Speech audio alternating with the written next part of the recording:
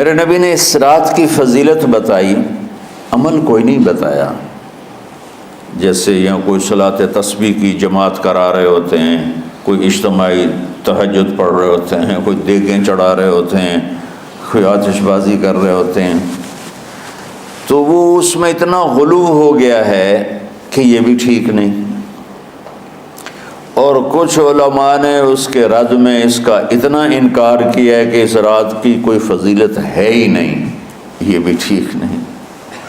اس بیچ کا راستہ، اس رات کی فضیلت میں جتنی احادیث ہیں وہ ضعیف ہیں، لیکن اتنی کثرت سے ہیں کہ ان سب کا مل کر جمع ہو کر کم از کم وہ حسن لغیر ہی تک تو پہنچ جاتی ہیں۔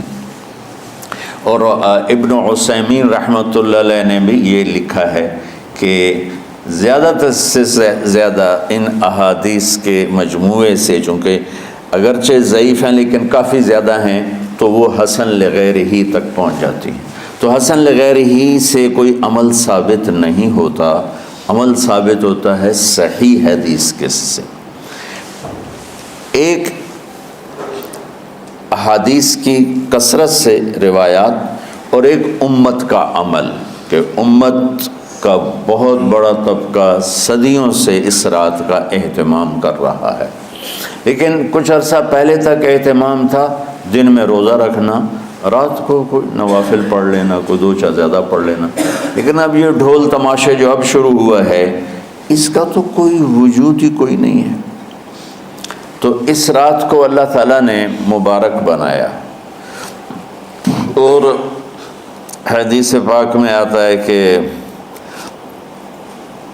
اللہ تعالیٰ اس رات میں ساری دنیا کے لوگوں کی بخشش فرماتا ہے سوائے 5 آدمیوں کے، 5 کے سوا سب اہل ایمان کی بخشش ہو جاتی۔